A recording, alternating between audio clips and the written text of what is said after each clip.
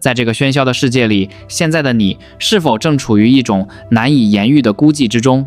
請閉上眼睛，問自己一個問題：你是否曾經在深夜醒來，看着天花板，突然感覺周圍的一切都變得如此陌生？你是否覺得原本熟悉的生活、你的工作、你的朋友圈，甚至是你最親密的家人，都像是隔着一層厚厚的玻璃，讓你感到一種前所未有的疏離感？你開始懷疑，是不是自己的腦子出了問題？為什麼別人都活得那麼興致勃勃，為了升職加薪，為了買車買房而奔波，而你卻感覺這一切毫無意義，甚至感到深深的疲憊和厭倦？如果你正在點頭，如果你的眼眶因為被理解而微微濕潤，那麼請聽我說，親愛的靈魂，請深呼吸。我要告訴你一個可能會徹底顛覆你認知的真相：你沒有瘋，你也並不孤單。你所經歷的這一切混亂、迷茫和痛苦，不是一種病，而是一場盛大的、神聖的覺醒。這是一場靈魂的蛻變，就像蝴蝶在破繭前必須經歷的劇烈掙扎。你正在從沉睡中醒來，你正在憶起你真正是誰。這裡是意識覺醒，記得按讚、訂閱並打開小鈴鐺，這樣您就不會錯過我們的新影片。在深入探討你身體和靈魂正在經歷的具體變化之前，我們需要先理解這一切為什麼會發生。這就不得不提到一位傳奇的人物，已故的偉大的催眠治療大師朵洛麗絲·坎南 （Dolores Cannon）。在台灣甚至全世界的灵性圈，他都是一位燈塔般的導師，但他並不是一開始就是靈性導師，他是一位探索者。在長達40多年的職業生涯中，朵洛麗絲通過一種極深度的量子催眠療法，接觸了數以萬計的個案。這些人在催眠狀態下進入了最深層的潛意識，也就是我們常說的高我或超意識。朵洛麗絲發現了一個令人震撼的規律：不同國家、不同背景、互不相识的人，在催眠的最深層狀態下，竟然傳遞出了完全相同的信息。高我通過這些人的嘴告訴朵洛麗絲，地球正在經歷一場前所未有的轉變。這不僅僅是氣候的變化或社會的動盪，而是地球母親本身正在從一個充滿恐懼、戰爭和二元對立的舊地球分裂，並揚升到一個充滿愛、和平與合一的新地球。為了協助這次艱難的揚升，宇宙響應了地球的呼救，派遣了大量的靈魂志願者來到這裡。也許你就是其中之一。你之所以感到格格不入，之所以感到瘋了，是因為你的頻率正在提升，你的靈魂正在試圖甩掉舊世界的沉重包袱，去適應那個更高維度的頻率。這是一場在細胞層面發生的核聚變，它怎麼可能不伴隨着痛苦和混亂呢？在這個由物質主導的世界裡，我們太容易忽略靈魂的低語。我們被教導要相信眼睛看到的，卻忘了去感受心所知道的。接下來，我們將逐一剖析這14個覺醒的跡象。它們或許看似瘋狂、不合常理，甚至讓你自我懷疑，但實際上，它們是你正在走向更高意識、完成靈魂神聖契約的勳章。讓我們開始吧，看看你究竟中了幾個。跡象1：感官的甦醒面紗被揭開。覺醒的第一個跡象往往是從你的感官開始的，這是一種意識覺察力的突然提升，就像是有人把你生命電影的畫質從模糊的 360p 瞬間調到了 4K 高清。你是否發現最近你對周圍的環境變得異常敏感？以前你走過公園，可能只會看到那是樹，那是花，但現在當你再次經過那裡，你會突然被一陣風吹過樹葉的沙沙聲所震撼。那不再只是噪音，那聽起來像是一首交響樂，充滿了生命的律動。你會因為夕陽的一抹餘暉而駐足流淚，你會看着路邊一朵不知名的小花，被它花瓣上複雜的紋路和完美的幾何形狀深深折服，仿佛在其中看到了整個宇宙的縮影。這種感覺就像是你戴了半輩子的墨鏡突然被摘下來了，一層厚厚的面紗從你的感知中被揭開，顯露出生命原本那種令人窒息的錯綜複雜和美好。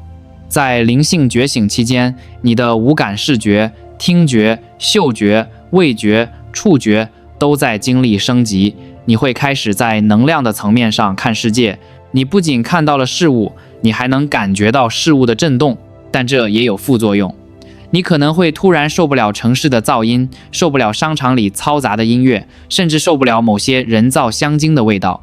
這並不是你變得矯情，而是你的身體正在拒絕那些低頻率的干擾。你的靈魂渴望更純粹、更自然的高頻能量。這是一份珍貴的禮物，它在提醒你，這個世界遠不止表面看起來那麼簡單枯燥。當你開始能從一粒沙中看到世界，從一朵花中看到天堂，恭喜你，你正在醒來。迹象2：情緒的過山車，靈魂的深層排毒。如果說第一個跡象是美好的，那麼第二個跡象往往是最讓人崩潰，也最讓人懷疑自己是不是得了抑鬱症或躁鬱症的階段，那就是極度激烈的情感波動。最近這段時間，你的情緒是否像坐上了雲霄飛車？上一秒你可能還感到莫名的喜悅和平靜，下一秒一股巨大的毫無來由的悲傷就會突然襲來，讓你淚流滿面。或者是一股壓抑已久的憤怒突然像火山一樣爆發。你可能會問，我到底怎麼了？為什麼我控制不住自己的情緒？親愛的，請聽好，這不僅僅是可以的，這是必要的。在靈性覺醒的過程中，你的身體正在變成一個高壓鍋，為了容納更高頻率的光和愛，你必須先把你內在那些陳舊的低頻的垃圾清理出去。這就好比你要搬進一座新房子，你必須把舊房子裡那些積攢了多年的灰塵、破爛家具統統扔掉。你正在剝去長時間掩蓋你真實感受的條件束縛，那些從小被社會、被家庭教育你要懂事、要隱忍、要堅強而壓抑下去的委屈、恐懼、不安全感和創傷，現在全都要翻湧上來。這是一種療癒危機 （healing crisis）。當你面對內在自我的時候，你會感到痛，但這痛是刮骨療毒的痛，是康復前的陣痛。這些情緒不是瘋狂的跡象，而是你勇氣的象徵。這代表你不再選擇麻木的活着，你正在允許自己去感受，哪怕是去感受痛苦。不要抗拒它們，不要試圖把它們壓回去。當悲傷來襲，就讓它像河流一樣流過你的身體。當憤怒升起，就找個安全的方式釋放它。你正在釋放不再為你服務的東西，你正在為一個更明亮、更真實、更輕盈的自己騰出空間。這是一個進化的過程，雖然痛苦，但請相信，風暴之後必有寧靜。跡象3：質疑生命的意義，矩陣的裂縫。緊接着，當你的感官打開，情緒開始流動，第3個跡象會像一把利劍刺穿你原本按部就班的生活邏輯。你開始瘋狂地質疑生命的意義。你是否開始思考那些以前從未想過的大問題？我是誰？我為什麼會在這裡？難道我的一生就是為了上學、工作、結婚、生子、還房貸，然後死去嗎？這個世界真的只有物質嗎？還是有更高的力量在運作？這種類型是靈性覺醒最經典的標誌，也是你開始脫離矩陣控制的第一步。在覺醒之前，我們就像是一台被編好程序的機器人，按照社會設定的既定軌道運轉。我們追求名利，追求由於外界定義的成功，但突然之間，這一切對你來說都失去了吸引力。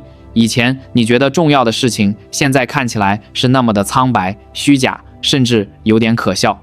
尋求意義是人類靈魂最底層的渴望，它讓我們與單純以生存為目的的動物區分開來。當你開始質疑的時候，說明你的靈魂不再滿足於淺薄的快樂，它在渴望真理。這代表你正在踏上自我發現和啟蒙的英雄之旅。你開始承認存在的意義可能遠比肉眼看到的要宏大得多。這種質疑的美麗在於，它將引領你走向探索。你可能會開始翻閱像《金剛經》、博家梵歌或是一個瑜伽行者的自傳這樣的大智慧文獻。你可能會開始嘗試冥想，試圖向內尋找答案。當周圍的人還在沉睡，還在為雞毛蒜皮的小事爭吵時，你已經開始仰望星空，思考宇宙的奧秘。思考這些深刻的問題，絕不是因為你瘋了，或者你想太多，而是因為你正在覺醒於宇宙無限的奧秘之中。你正在試圖回憶起你來到地球前簽下的那份神聖契約。不要害怕這種迷茫，迷茫正是覺醒的開始。因為只有當你意識到自己迷路了，你才會開始尋找真正的家。如果你正在經歷前3個跡象，感官被放大，情緒像海嘯，開始質疑人生的意義，那麼恭喜你，你已經邁過了覺醒的第1道門檻。接下來的旅程將不再局限於你看到了什麼，而是你明白了什麼。這是一種從內在升起的、無法被邏輯解釋的智慧。跡象4，深刻的領悟來自宇宙的下載。讓我們來談談第4個跡象，深刻的領悟。有沒有那麼一瞬間，你走在路上，或者正在洗碗，突然之間，叮的一聲，你的腦海裡像是有個燈泡亮了。那些困擾你很久的複雜問題，突然有了答案。那些看似毫無關聯的事情，突然在你眼前連成了一條清晰的線。這種感覺就像是你的大腦直接連上了宇宙的雲端數據庫，完成了一次瞬間的下載。這就是我們常說的 aha moment 頓悟時刻。在這個階段，你的思維不再是線性的、一步一步的邏輯推導，而是跳躍式的、全息的。你會突然理解什麼是無常，什麼是因果。你甚至可能在看一本深奧的靈性書籍時，不再覺得那是枯燥的文字，而是每一個字都在發光。你不需要去學習它，你感覺自己是在回憶起它。這些領悟就像是一束束穿透迷霧的激光，瞬間照亮了你混亂的生活。你會發現，以前你覺得必須要爭個你死我活的事情，現在看來是多麼的荒謬。你開始看到事物背後的本質，而不僅僅是表象。擁抱這些清晰的時刻吧，不要懷疑它們，不要用你舊有的邏輯去分析它。那是你的高我 Higher Self 在給你發信號，告訴你，你並不迷失，你一直都知道路在哪裡。這些智慧是你靈魂自帶的導航系統。跡象5，同理心的激增，成為共感人的負擔與禮物。接下來是第5個跡象，這可能是所有跡象中最讓人感到疲憊，但也是最神聖的一個。同理心的爆發式增加。你是否發現自己最近變得越來越心軟了？看新聞的時候，看到世界另一端的人受苦，你的眼淚會止不住地流下來。那種心痛的感覺是如此真實，仿佛受傷的就是你自己。甚至走在街上，你都能感受到路人身上散發出的沉重或焦慮。你可能無法再看那些暴力的電影，無法忍受充滿攻擊性的言語，你甚至開始對动植物有着前所未有的怜惜，看見路邊被折斷的樹枝都會感到一陣心疼。親愛的，這在靈性圈被稱為共感人 empath 的特質。靈性覺醒往往會打破你和他人之間的那堵牆，讓你體驗到萬物一體 oneness 的真相。同理心是連接我們與萬物的橋梁，但這有時候確實很累，因為你像是一塊海綿，不自覺地吸走了周圍的情緒。你可能會覺得自己在人群中快要窒息了，想要逃離。請記住，這種敏感並不是軟弱，更不是病態，這是一種極其強大的天賦。你正在擴展你感受愛的能力。你之所以能感受到別人的痛，是因為你的心輪 Heart Chakra 正在敞開。你認識到，我們所有人其實都是連結在一起的。傷害別人其實就是在傷害自己。當你變得更具同理心，你就成為了這個世界的一盞燈。你的存在本身就是一種療癒。只要學會在此時此刻建立健康的能量邊界，保護好自己的光芒，你的這種敏感將是你能給這個世界最溫柔的禮物。所以，讓你的同理心流動吧，不要因為害怕受傷而關閉心門，那是你靈魂覺醒最美麗的證明。跡象6，尋求內在的和平，遠離戲劇化。隨着同理心的增加，第6個跡象會自然而然的發生。你開始極度渴望內在的和平與寧靜。以前的你可能喜歡熱鬧，喜歡聚會，喜歡在八卦和爭論中尋找存在感，但現在你發現自己變了。那些充滿了戲劇化 drama 的人際關係，那些毫無意義的閒聊，那些充滿了勾心鬥角的社交場合，現在讓你感到無比的耗能和厭煩。你寧願一個人待在家裡看書、冥想、發呆，也不願意去參加一個充滿了虛偽客套的派對。在一個充滿噪音和混亂的世界裡，這種對靜的渴望是一種極高的追求。你開始意識到，真正的快樂不是來自外在的刺激，不是來自又買了一個名牌包，或是又贏了一場爭論，而是來自內心的那份不動如山的寧靜。你不再試圖去改變別人，不再試圖去證明自己是對的，因為你發現我是對的，這種快感遠不如我很平靜來得重要。你的靈魂在呼喚寧靜，你會開始通過冥想、正念呼吸，或者僅僅是獨處來滋養你的內在。在生活的風暴中，這方內在的淨土就是你永遠的避風港。這段旅程可能會讓你顯得有些孤僻，有些不合群，沒關係，讓他們去說吧。你沒有瘋，你只是在清理你的能量場，你正在重拾你內在的聖殿。跡象7：放下自我、小我的死亡與重塑。當我們追求內在和平時，我們必然會撞上一堵牆，那就是我們的自我 ego。這就是第7個跡象，放下自我，或者說小我的消融。這是覺醒過程中最痛苦也是最關鍵的一步。什麼是小我？小我是那個一直在你腦子裡喋喋不休的聲音，它告訴你，你要比別人強，你受委屈了，你不能輸，你要擁有更多才能幸福。它是由你的過去、你的身份、你的地位、別人的評價所堆砌起來的一個假象。在靈性覺醒的過程中，這層假象開始剝落，你開始意識到，你不是你的名字，不是你的職位，不是你的銀行存款，甚至不是你的身體，你是那個在背後觀察這一切的覺知。這種領悟往往伴隨着一種身份危機，你會突然覺得以前那個為了面子、為了虛榮而活的自己是那麼的陌生和可笑。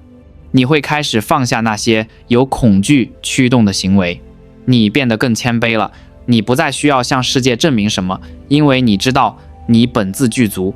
這個過程很痛，因為小我不甘心死亡，它會反抗，它會讓你感到恐懼，讓你覺得如果沒有了這些外在的標籤，你就什麼都不是了。但請相信我，這是一種必須的死亡，就像鳳凰必須在烈火中燃燒才能重生。當你放下了那個虛假的防禦性的小我，真實的你，那個充滿愛、智慧和力量的高我才會顯露出來。這不僅不是瘋狂，這是你一生中最偉大的解脫。你正在從為別人眼中的我而活，轉變為活出真實的自己。跡象8：提升的直覺內在的 GPS。當你放下了小我的噪音，一種新的聲音就會變得清晰起來。這就是第8個跡象，直覺的飛躍式提升。你是否發現最近你的直覺變得準得可怕？有時候你甚至無法用邏輯解釋為什麼，但你就是知道該怎麼做。你可能在做一個決定時，心裡有個微弱的聲音告訴你不要去，儘管邏輯上那看起來是個完美的機會。後來事實證明你的直覺是對的。在覺醒期間，信任你的直覺變得越來越自然。直覺是你內在的指南針，是你与更高維度智慧的直接連線。以前我們被教育要相信大腦，相信數據，相信邏輯，但現在你會發現，大腦經常會因為恐懼而撒謊，但你的心，你的直覺永遠不会騙你。隨着你的覺醒，你的直覺會成為你在生活迷宮中最可靠的導航儀。它可能不合常理，它可能沒有數據支持，但它知道你靈魂真正的方向。你會開始體驗到一種神奇的流暢感。當你聽從直覺時，你會發現綠燈為你而亮，機會為你而開，一切都變得毫不費力。所以下一次當你有一種強烈的預感時，不要忽略它，那是宇宙在給你打電話，接聽它，相信它。你提升的直覺是你正在拿回自己力量的標誌。現在讓我們深呼吸，進入第9個跡象。這也許是你覺醒路上最神奇、最讓你感到不是巧合的體驗。增加的同步性 synchronicity。 你最近是否經常看到重複的數字？拿起手機，時間剛好是11點11分，或者22點22分。走在路上，車牌號碼也是連號。甚至當你心裡剛想到一位許久未見的老朋友，下一秒電話就響了，正是他打來的。如果你正在點頭，請聽好，這絕不是你的大腦在隨意聯想，這是宇宙在向你眨眼。在心理學大師榮格的定義裡，這些叫做有意義的巧合。但在靈性覺醒的語境下，這是宇宙給你發的私人簡訊。當你開始頻繁經歷這種剛想什麼，什麼就出現的神奇時刻，代表你的能量頻率已經提升到了一個新的高度。你正在與宇宙的流動 flow 完美對齊，這些同步性就像是路標，他們在告訴你，嘿，別擔心，你走在正確的道路上。當你感到迷茫時，突然聽到一首歌的歌詞剛好回答了你心中的疑問。當你猶豫不決時，翻開一本書，手指指的那一行字剛好給了你指引。請務必留心這些時刻，不要把它們當作偶然刷過去。每一次同步性都是高我給你的一次擊掌，那是宇宙在寵溺地告訴你，孩子，我在這裡，我一直支持着你，你從未獨行。跡象10，自然地召喚回歸大地母親。緊接着第10個跡象會讓你甚至想逃離你現在的居所，被大自然深深吸引。你是否突然覺得鋼筋水泥的城市讓你感到窒息？那些商場、高樓、充滿電磁波的房間讓你感到莫名的焦躁和能量被耗盡？相反，你開始極其渴望森林的寂靜、海浪的拍打聲，或者是腳踩在泥土上的觸感，哪怕只是公園裡的一棵樹，你都想走過去抱抱它。這聽起來很瘋狂嗎？不，這是因為作為覺醒的靈魂，你的振動頻率正在變快變輕，而大自然的頻率是純淨的，沒有被小我污染的。大自然是天然的充電器，在你的覺醒期間，因為能量清理得太快，你經常會感到接地 grounding 不足，覺得自己飄飄的。這個時候，大自然就是你的避難所，是你的聖殿。樹木不懂評判，流水不懂競爭，它們只是存在。當你置身其中，你的生物場會瞬間與它們共振，那些焦慮、恐懼會被迅速吸走，取而代之的是深沉的寧靜。所以，如果周末你不想去逛街，只想一個人去海邊發呆，或者去山上走走，請跟隨這個衝動。那是你的靈魂在喊渴，它需要大自然的滋養來完成這場蛻變。跡象11，知識的飢渴，尋找失落的拼圖。隨着你回歸自然，第11個跡象也會隨之而來，對真理和知識的極度飢渴。你以前可能喜歡看綜藝、刷短視頻、聊明星八卦，但突然之間，這些東西對你來說索然無味，甚至覺得是在浪費生命。你開始像一塊乾燥的海綿，瘋狂地吸收關於靈性、哲學、宇宙起源、量子力學，甚至古文明的知識。你可能會通宵達旦地看書，或者像現在這樣，在一個長視頻裡尋找答案。為什麼？因為你的靈魂正在甦醒，它急切地想要回憶起它到底是誰。這種對知識的追求，不是為了考取功名，不是為了在飯局上吹噓，而是為了填補內心那一塊巨大的空缺。你隱約感覺到，教科書裡教的世界並不是全部真相，你想知道更多。這是一種高貴的追求，這代表你不再滿足於被動地接受社會灌輸給你的信息，你開始主動尋找屬於你自己的真理。擁抱這份求知慾吧，每一本書，每一個視頻，每一位導師都是一塊拼圖，終有一天你會把它們拼湊起來，看到那個宏偉的宇宙藍圖。跡象12，人際關係的斷捨離孤獨是必修課。現在我們要談談第12個跡象，這是最讓人心碎，但也最無法避免的一關：進化的人際關係以及隨之而來的孤獨感。你是否發現，以前那些和你無話不談的朋友，現在突然變得無話可說了？你是否覺得你和某些家人的距離越來越遠？儘管你們住在一個屋檐下，但心靈卻像隔着銀河。這會讓你感到恐慌，甚至內疚。你會問自己，是不是我太冷漠了？是不是我變得不合群了？親愛的，這不是你的錯，也不是他們的錯，這只是頻率的物理定律。想象一下，你正在乘坐一部高速上升的電梯，而你的舊圈子還留在原地。當頻率不再共振，分離是必然的。你的覺醒意味着你不再願意容忍戲劇化的衝突、抱怨、八卦和負能量。你開始對能量極其敏感。還記得我們說的共感人嗎？那些有毒的關係，那些只會消耗你的人，會自然而然地從你的生活中脫落。這確實會帶來一段時期的靈魂暗夜般的孤獨。你會覺得世界上好像沒人懂你，沒人能和你對話。但請相信我，這種清理是必須的。只有騰出了空間，新的與你頻率相符的靈魂家族 Soul Family 才能進來。你正在經歷一種高貴的孤獨，這種孤獨不是被遺棄，而是自我保護。你在保護你內在剛點燃的火苗不被撲滅。你會遇到新的人，那些能看到你光芒，能聽懂你沉默的人正在趕來的路上。跡象13，永恆的當下，時間的消融。當你學會了獨處，你會進入第13個跡象，對當下的深刻體驗。覺醒的人往往活在一種無時間的狀態裡。以前你可能總是活在對過去的悔恨或者對未來的焦慮中，你的腦子總是跑在身體前面。但現在你會發現，那些關於過去的記憶變得模糊了，不再能刺痛你，而未來也不再讓你感到恐懼。你開始享受洗碗時水流過手背的感覺，享受走路時腳底的壓力，享受呼吸本身。這就是埃克哈特·托利所說的當下的力量。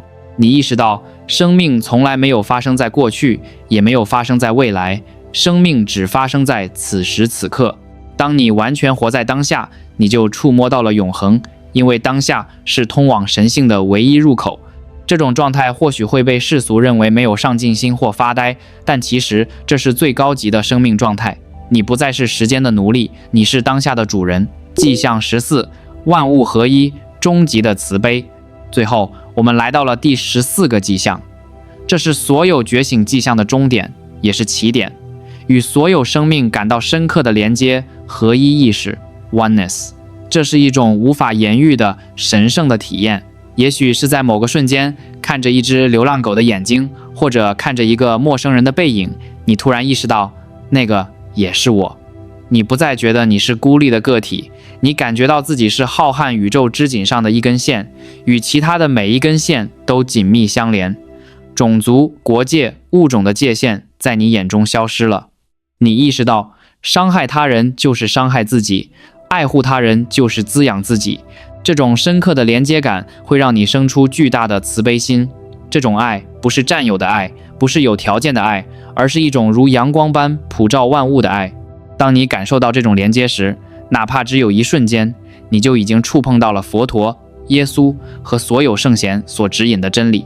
你並沒有瘋，你只是終於看清了宇宙的真相。我們本就是一體。親愛的靈魂，如果你堅持看到了這裡，並且對以上這14個跡象感同身受，那麼請允許我向你致敬。我知道這段覺醒的旅程並不容易，我知道那些深夜的痛哭，那些被誤解的孤獨，那些身體上的疼痛和眩暈，讓你無數次想要放棄，想要退回到那個無知但舒適的舊世界裡。但你沒有退縮，你堅持了下來。正如朵洛麗絲·坎南在她的催眠研究中所揭示的那樣，你不是偶然來到這裡的，你是被選中的，或者更準確地說，是你自己舉手志願來到這裡的。你是為了在這個地球轉變的關鍵時刻，充當那一根避雷針，那一座燈塔。你正在經歷的所有痛苦，都是為了將巨大的宇宙能量錨定在地球上，為了幫助人類從恐懼走向愛。你不需要去做什麼驚天動地的大事，你不需要成為名人或領袖，你只需要成為你自己。當你療癒了自己的創傷，你就療癒了地球的一部分。當你點亮了自己內心的光，你就照亮了周圍人的路。所以，請不要再懷疑自己瘋了。那些感覺格格不入的時刻，正是你翅膀長出的時刻。那些情緒崩潰的瞬間，正是你舊殼破碎的瞬間。你正在醒來，你正在變得美麗而神聖。這段旅程，我們一起走。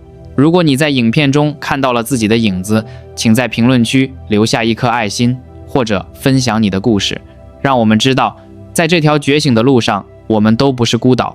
無論你在世界的哪個角落，無論你現在是處於風暴中心還是平靜的港灣，都請記住，你是光，你是愛，你是無限。感恩你的存在，保重。